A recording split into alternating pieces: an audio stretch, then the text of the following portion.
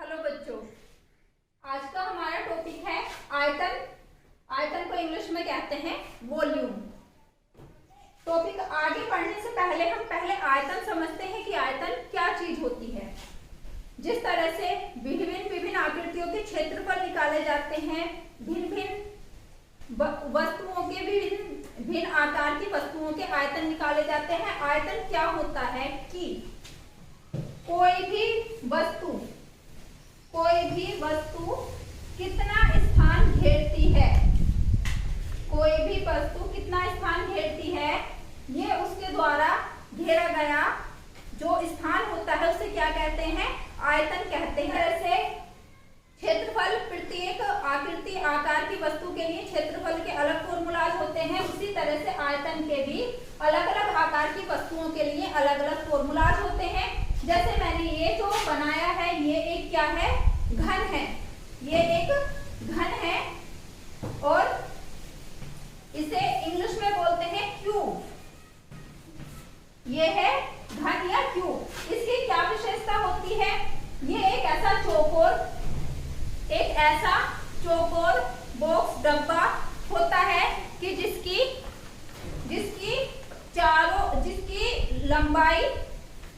लंबाई, चौड़ाई और ऊंचाई तीनों चीजें बराबर होती हैं। वो आकृति हमारी क्या होती है? घन होती है। ये घनाभ है। दूसरी आकृति ऐसी आकृति जिसके जो फलक हैं वो क्या होते हैं? आयताकार। जिसके फलक आयताकार हो सकते हैं। जैसे कि यही जो डब्बा है मेरे हाथ में, इसका ये फलक जो है, इसकी लंबाई चौड़ाई वो अलग अलग है और इसकी ऊंचाई और इसकी चौड़ाई लगभग बराबर है।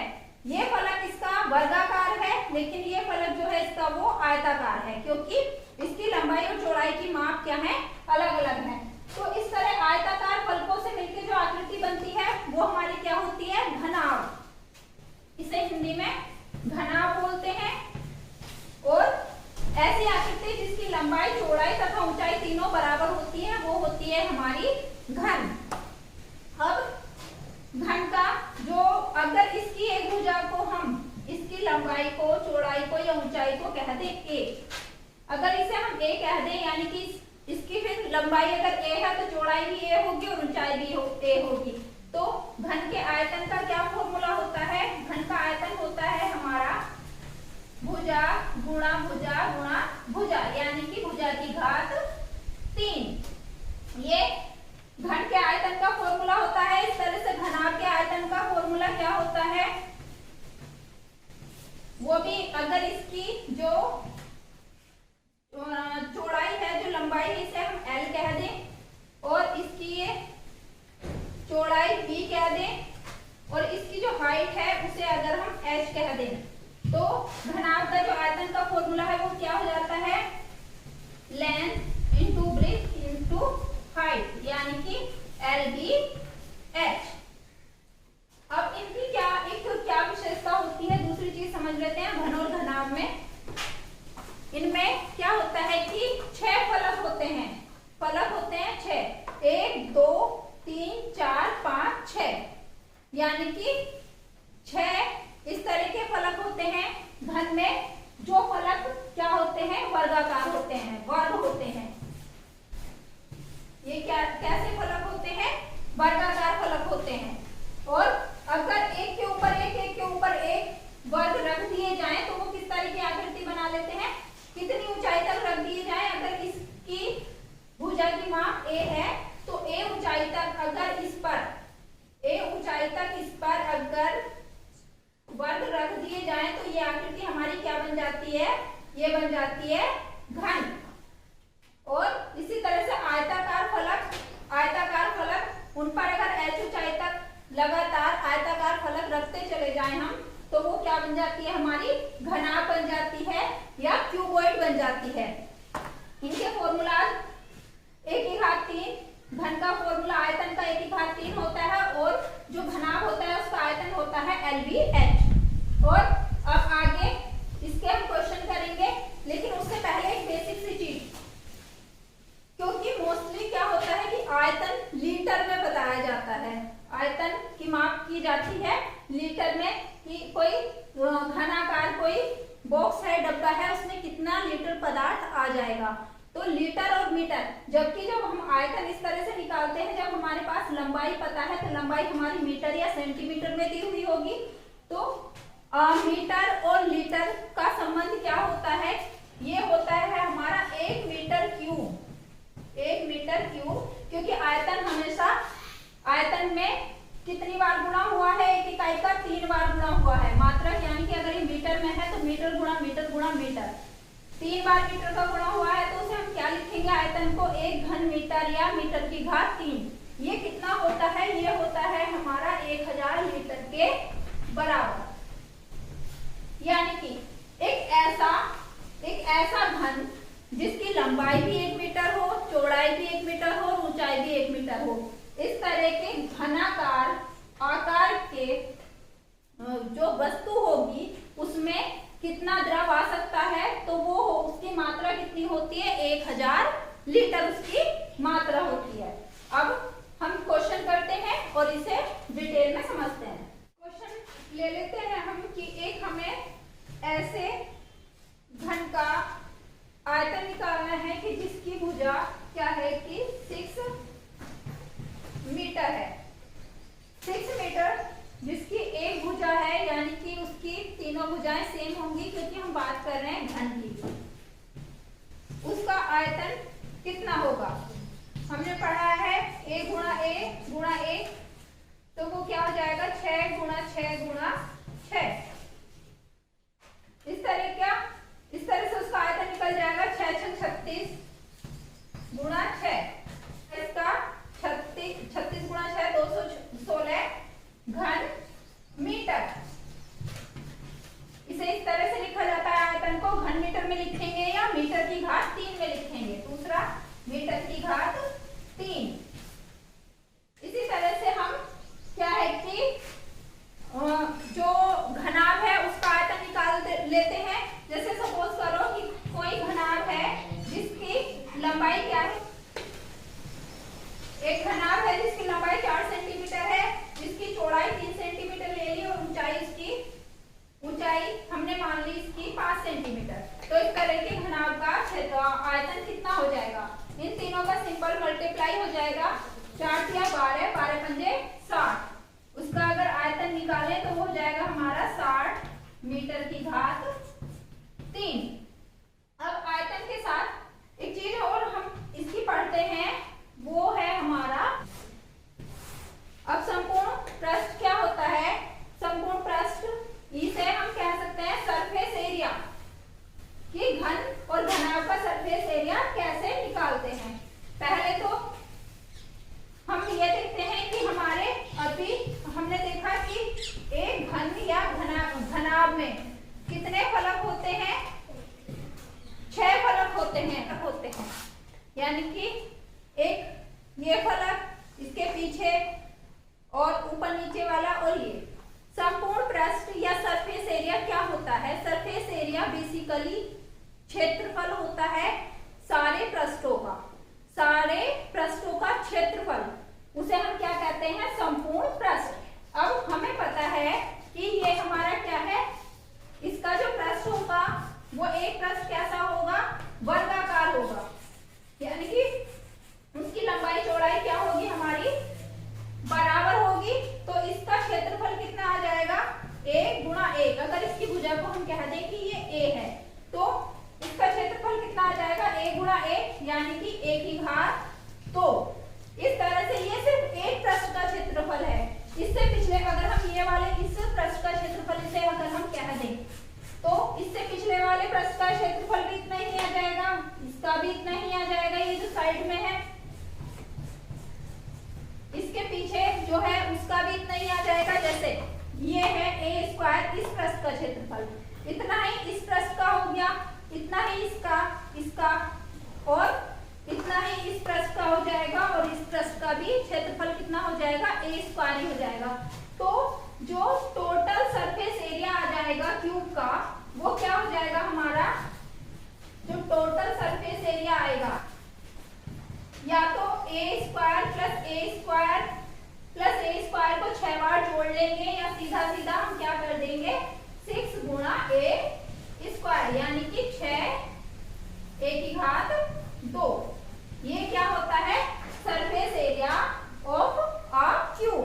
इस तरह से हम क्यूबॉइड का सरफेस एरिया निकाल लेंगे कि क्यूबॉइड का सरफेस एरिया हम कैसे निकालेंगे। अब क्यूबॉइड जो होता है जो हमारे पास घनाभ होता है, घनाभ में किस तरह की फलक होते हैं, घनाभ में फलक होते हैं हमारे आयताकार, और ये हमने मान लिया था L, ये है B और ये है H।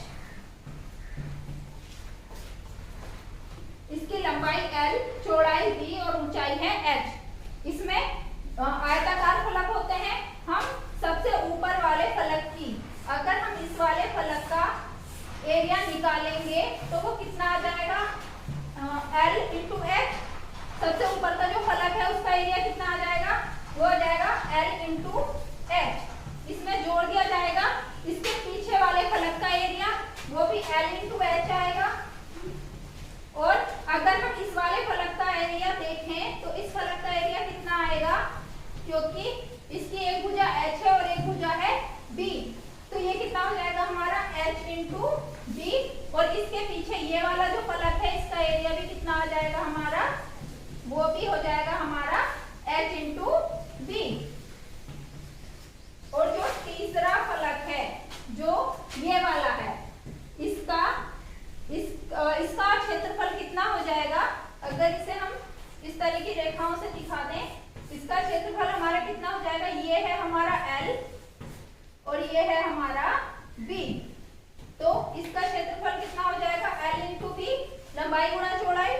इसके पीछे वाला जो इसके नीचे है ये वाला फलक, इसका एरिया भी कितना आ जाएगा, वो भी हो जाएगा L इंटू B। ये संपूर्ण पृष्ठ हो गया, टोटल सरफेस एरिया हो गया किसका, क्यूबॉइड का। अब क्यूब इसे देखो L into H plus L into H, ये कितना हो गया 2L इंटू H प्लस ये हो गया हमारा H into B plus H into B, 2H into B plus 2L into B।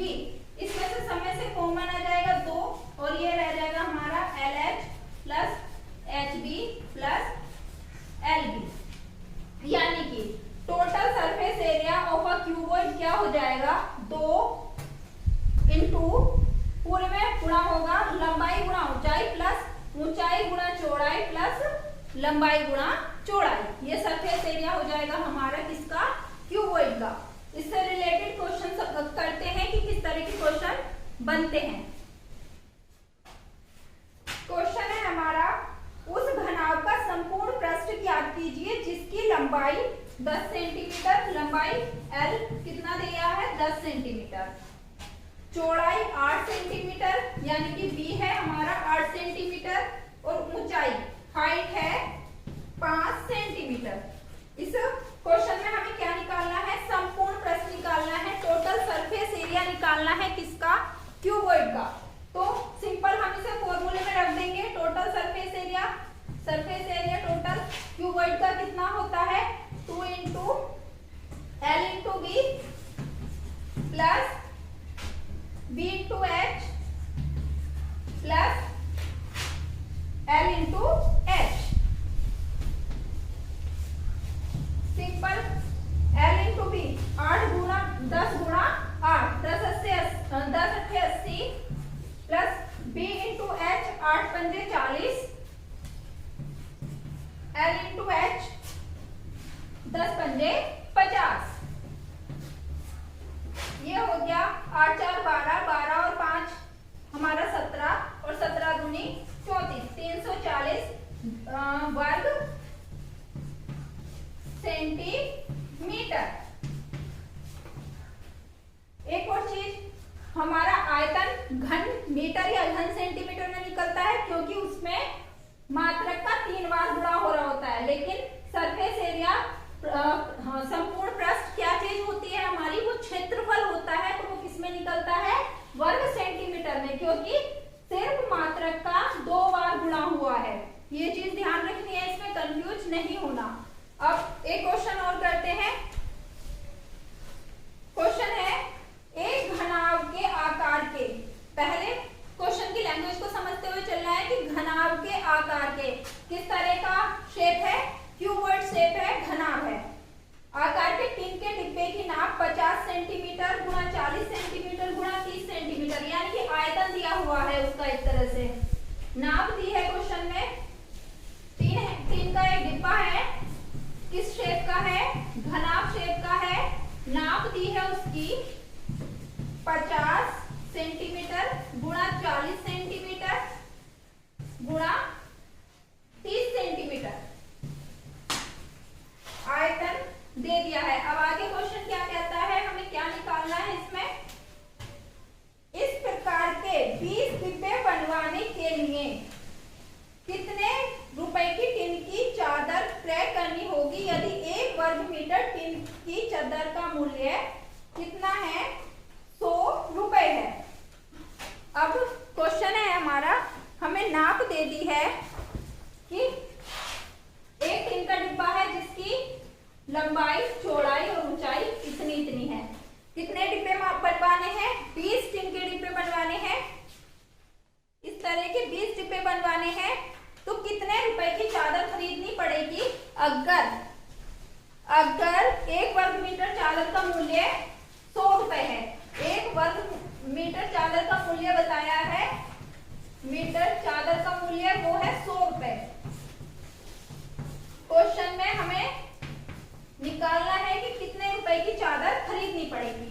अब हमारा कोई भी घनाभ के आकार का जो बॉक्स बनेगा, डिब्बा बनेगा, उसमें हमें पता है 6 फलक होंगे, यानी कि अगर इस डिब्बे को हम खोल दें तो ये एक प्लेन पेपर में कन्वर्ट हो जाएगा, बदल जाएगा, यानी कि एक सीधी सादी, अगर हम घनाकार डिब्बे को खोल दें तो वो एक चादर के रूप में परिवर्तित हो जाता है। तो हमें लंबाई, चौड़ाई, ऊंचाई डिब्बे की दी हुई है, हमें क्या निकालना है कि एक डिब्बे में कितनी चादर लगेगी वो हमें निकालना है, यानी कि हमें संपूर्ण प्रश्न निकालना है किसका, टिन के डिब्बे का। तो सबसे पहले हमें ये हो गया हमारे पास L और ये है B और ये है H, क्योंकि ये कुछ इस तरह से इन्होंने दिया है, आयतन लिखा हुआ है। तो ये L है, लंबाई होगी, ये चौड़ाई होगी और ये ऊंचाई होगी। हमें घनाभ के संपूर्ण प्रश्न का फॉर्मूला पता है, वो है हमारा 2 × LB प्लस BH प्लस हमारा हो गया LB, BH और LH। ये होता है संपूर्ण प्रश्न का फॉर्मूला। और ये हो गया 2 × L कितना है 50 और B है 40, 5 चौक 20, जब 50 और 40 की गुणा करेंगे 2000, B × H करा हमने, 4 दिया 12, 1200 और L × H 50, 5 दिया 15, 1500। ये इनकी डायरेक्ट गुणा आ गई, ये हो गया 2 × 2000 प्लस 1200 हो गया हमारा 3200 प्लस 4500 कितना हो गया 4700। जब हम 47 × 2 करेंगे तो ये हो गया हमारा 94। 94 2 0 है, यानी कि कितना, ये हो गया वर्ग, ये है वर्ग सेंटीमीटर। ये हमारी माप किस में आई, वर्ग सेंटीमीटर में। और यहाँ हमारी माप किस में दे रखी है, वो दे रखी है वर्ग मीटर में। ये चीजें हमें ध्यान रखनी है, हमें मात्रकों का विशेष ध्यान रखना है। हमारे पास जो नाप आई है वो वर्ग सेंटीमीटर में है और हमें दी हुई माप किस में है, वो मीटर में दी हुई है। हम जानते हैं कि 1 मीटर बराबर हमारा कितना होता है, 100 सेंटीमीटर होते हैं। 1 मीटर बराबर हमारे 100 सेंटीमीटर होते हैं। तो जब हम इसका, तो 1 वर्ग मीटर या मीटर स्क्वायर में हमारा कितने सेंटीमीटर हो जाएंगे, यानी कि मीटर स्क्वायर के लिए मीटर गुणा मीटर, तो वो क्या हो जाएगा 100 × 100 सेंटीमीटर गुणा सेंटीमीटर, यानी कि 1 मीटर स्क्वायर बराबर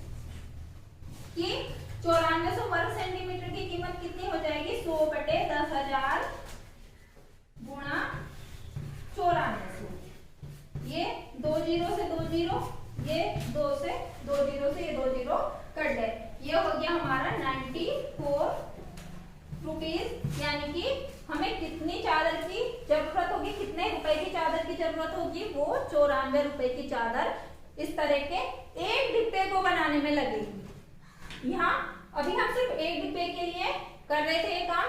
अब जब ऐसे ऐसे हमें 20 डिब्बे बनाने हैं तो इसका हम डायरेक्ट 20 डिब्बों की चादर की कीमत निकालने के लिए 20 से गुणा कर देंगे और वो हो जाएगा हमारा 2 चौक 8, 2 नंग 18 रुपए, यानी कि 1880 रुपए की चादर हमारी लगेगी इस आकार के 20 डिब्बे बनाने के लिए। इस तरह से हम संपूर्ण पृष्ठ के और आयतन के सवाल करते हैं। इस वीडियो में इतना ही। Thank you.